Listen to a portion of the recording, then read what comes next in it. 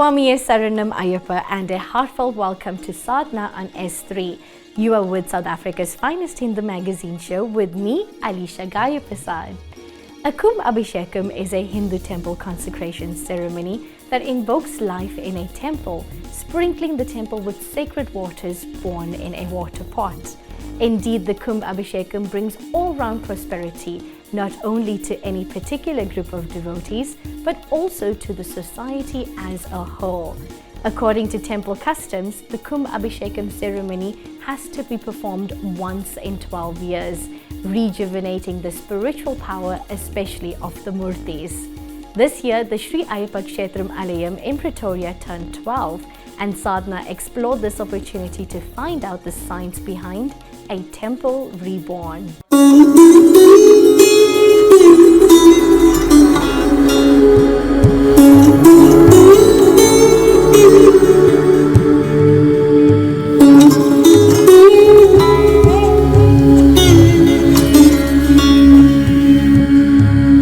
Reflecting a synthesis of art, the ideals of dharma, a way of life and values cherished under Hinduism, the Hindu temple is a place for divine connection.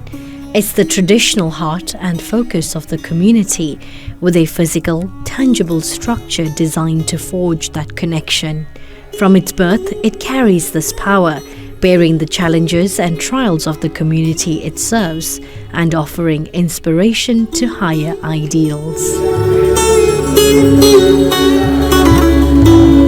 With the passage of time, the power to dispel negativity wanes.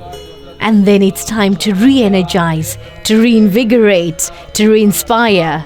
A time for a Temple Reborn.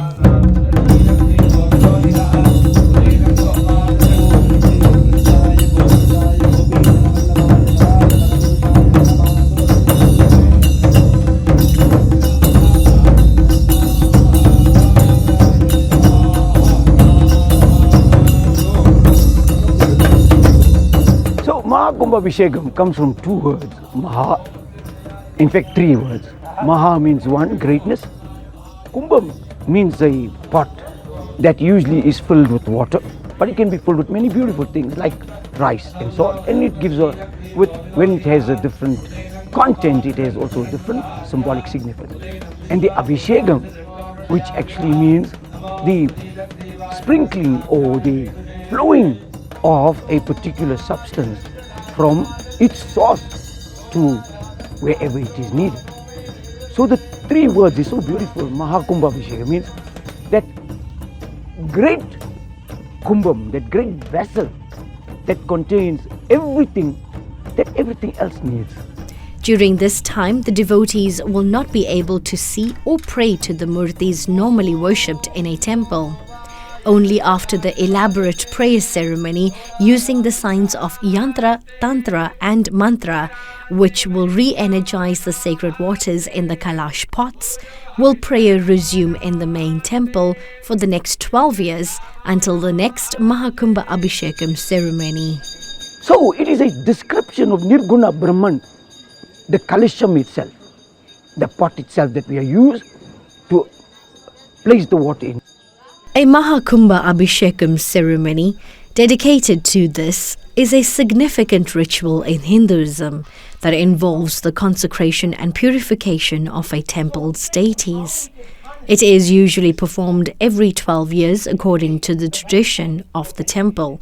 The ceremony is considered highly auspicious and is associated with spiritual purification and divine blessings.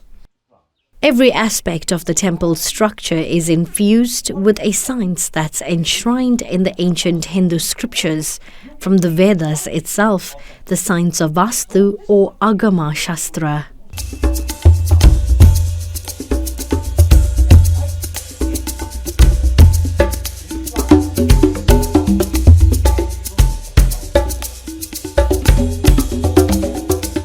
Shree Ayyappaa Kshetram Alayam, home to the Pretoria Bhajanai Mandram Hindu community, is a magnificent temple meticulously following the science. Situated alongside a river with mountains in the background, the Kshetram could easily be in India itself.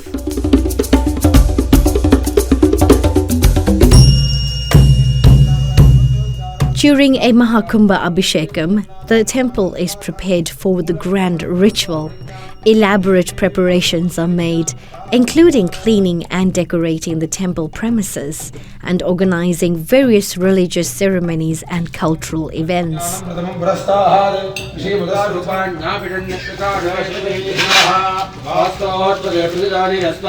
yantra is basically a geometrical design said to have occult powers. Specific yantras are employed in the Kumbhabhishekam ceremony.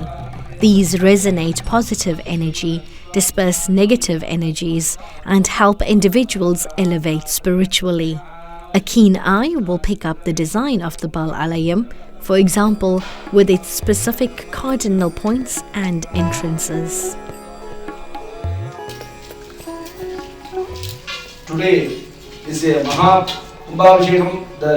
Tomorrow is a Kumbhabhishekam. Today is a Purvanga Kriya is today morning. Started the Mahagrandhi Yajnam. After the Mahasudarsana Yagam and the Kuber Lakshmi and the Navagraha Puja is completed the afternoon. This is a Gayatri, this is a Savitri. The Dvipatni, the Vastunadar, the provide the puja is the Ashtabuli Puja. Ashtabuli Puja, you go to sea, you go to forest, the negative energy, black energy, they remove the builder. Vastu Puja, this time. See, mantra itself is the word mantra actually means that sound which is able to take you across the ocean of samsara.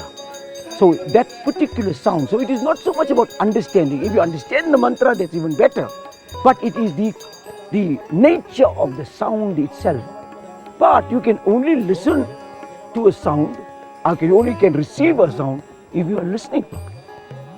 So we know that this Shravanam is in this Navabhakti, in the 9 steps of attaining devotion.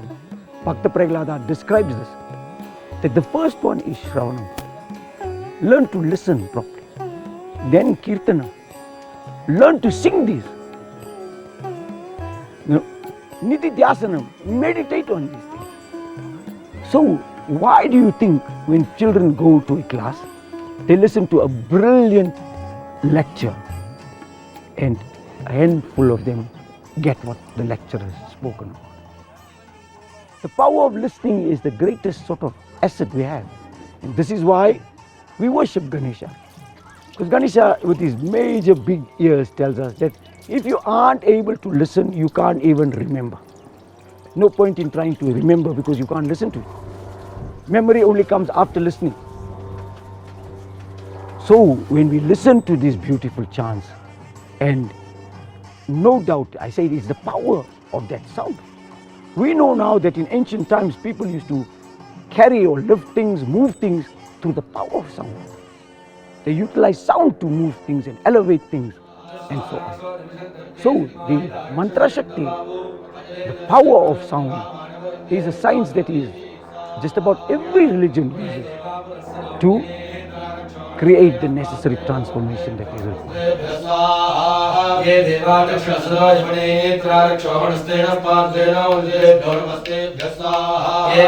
Mantra in Sanskrit means the chant that awakens energy when you use it anywhere in the environment around you. This energy is said to cleanse the environment and electrify the atmosphere with positivity. And Tantra refers to the techniques and rituals employed religiously according to the ancient spiritual injunctions. He thrown out all the bad devils to the sea and forest like that through his mantra. So, Shree Ayyappaa. At the start of Kumbhabhishekam, the divine power of the main deities is temporarily transferred by the priests, following procedures of agama, into holy water collected in kalashas or pots.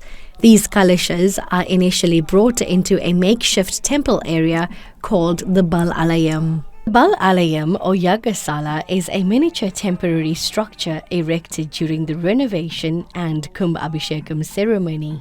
Bala means mini and Alaya means temple in Sanskrit. The divinity of the murtis from the temple is transferred through the holy waters contained in the Kalisha.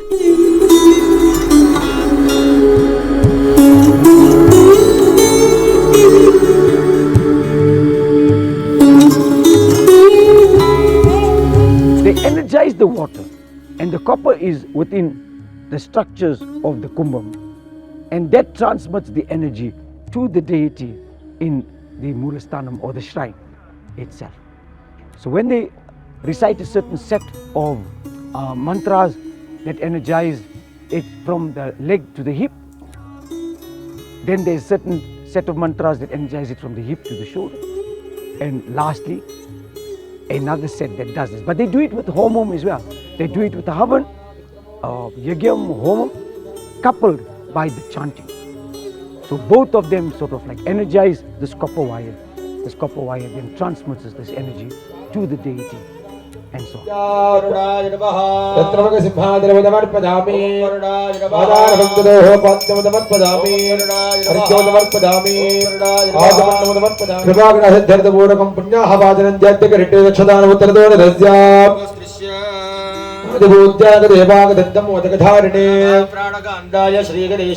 महागणपतये नमः यथास्थान प्रतिष्ठापयामि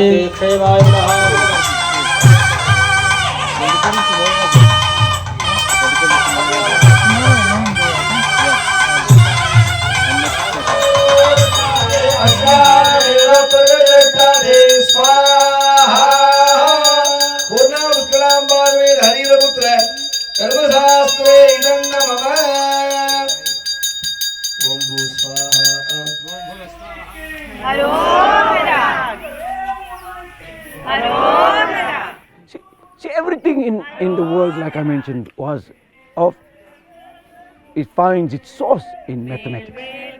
So even a chanting of scripture in the Vedas and so on are written in particular rhythms. They are written in such a way that it stimulates certain parts of your brain to stimulate memory, stimulate cognition, stimulate analytical thinking, stimulate all these different faculties of the brain. For example, Gayatri is in a meter of 24 syllables.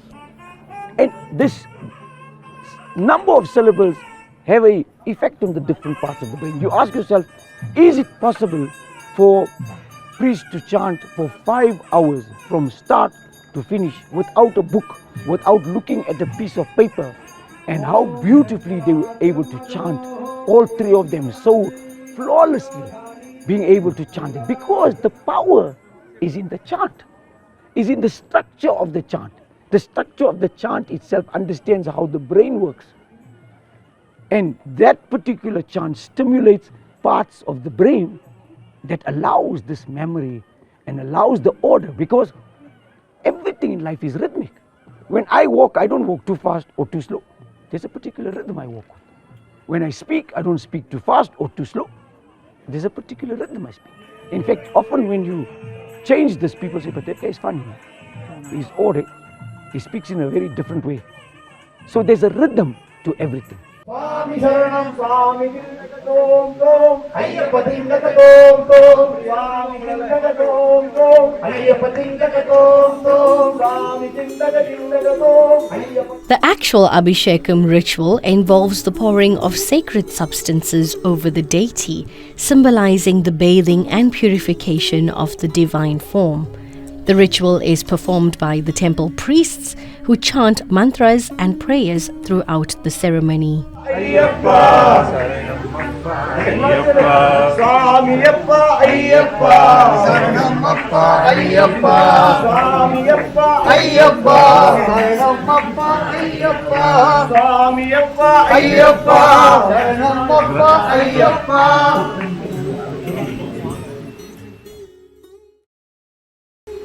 Swami Ayyappaa Ayyappaa Swami Pallikattu Shabarimalaiku Yeah, see, the domes of the Gopuram represents the world, the chaotic world that we live in. So on the one side of the Gopuram is the world that we live in. On the other side of the Gopuram is the spiritual, orderly world that exists. So that's why when you go through the Gopuram, you emerge at the flagpost. And the flagpost, like flag symbology in every culture, is a symbol of victory. It's a symbol of victory of the higher self, the higher conscious, aware self over the lower ignorant self. Sever all these animalistic qualities within me, instinctive qualities of anger, hatred, jealousy, the need for survival. Surrender all that and let me go into the temple, leaving that behind. So the highest form of the topmost form of the Gopuram has got these kalashas which represent the formless aspect of God. And there are 5 on ours which represent the 5 elements. So the unmanifest God first manifested in the form of the 5 elements, which is earth, water, fire, air and ether. And then from that evolved all the most beautiful multiplicity of things. Special kalasams are placed on top of the Gopuram in Hindu temples. They are believed to absorb cosmic energy and preserve it. This cosmic energy amplifies the presiding deity's power. The Kumbhabhishekam ceremony is believed to homogenize, synergize, and unite the mystic powers of the deity, offering succor and protection to devotees. In addition to the spiritual significance, a Kumbhabhishekam is often accompanied by various festivities, cultural programs, and religious processions. The temple and its surroundings become a hub of activity, drawing devotees, pilgrims, and tourists who wish to witness and participate in the divine celebration.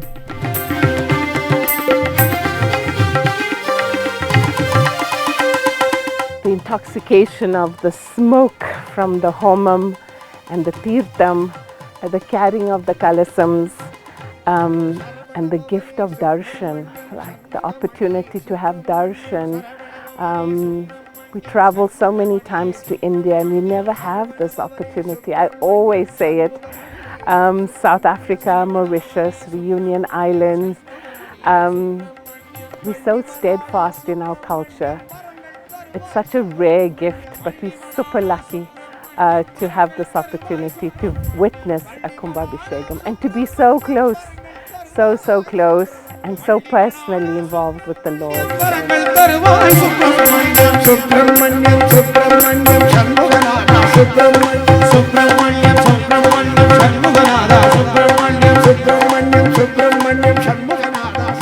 No one person can do this, not even 1 or 2 people. It takes the effort of every single person who offers their time and effort towards this.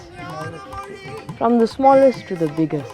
Our youngest, one of our members is about 4 or 5 years old, and they will assist by whether it is doing some column, carrying the garlands, but every little bit helps. Whether it is the oldest member, who is 75 years old. Others who are not members but so closely involved with this organization that have given their time, they've given their effort, who work in the kitchen serving devotees without seeing the puja that is taking place. They still feel the wonderful vibrations, but they cannot see the beauty of this murti as Abhishekam is being performed. People who are emptying the dustbins, the people who are moving the shoe racks, the tents, providing more chairs for devotees. They cannot sit and focus on the puja, but to see other devotees having a wonderful experience at Shree Ayyappaa Kshetram, because of their effort, that is their darshan. They don't see the murti, but they are able to see this divinity through the experience of all the devotees. Derived from the Sanskrit words kumbha, meaning a vessel, and abhishekam, referring to the sprinkling of holy water, Kumbhabhishekam literally means the pouring of sacred water from energized vessels over the temple deities and gopurams.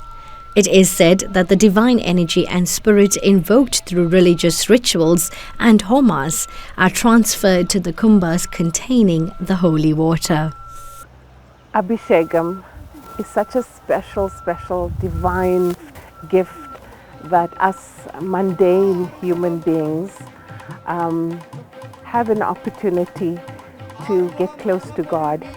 I know it's a gift that male devotees have, but in a few temples, and just recently on Arudra Darshanam, I had the gift of Abhishekam to do the Abhishekam of Lord Shiva.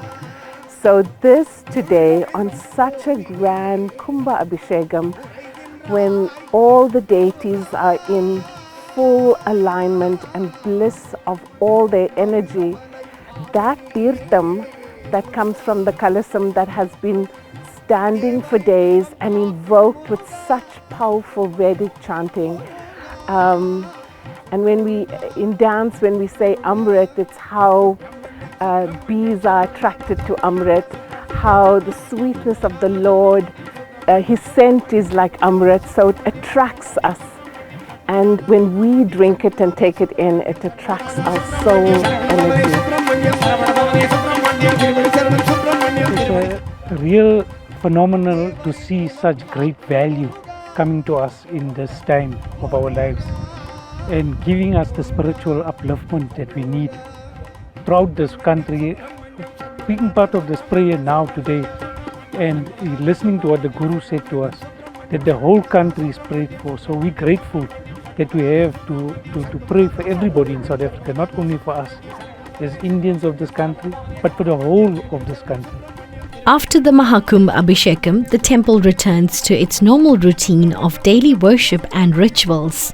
However, the impact of the Abhishekam is believed to be long-lasting, infusing the temple with positive energy and spiritual vibrations.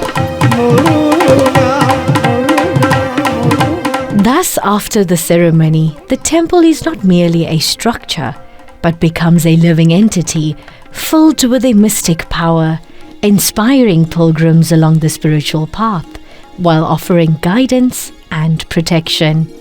A temple reborn.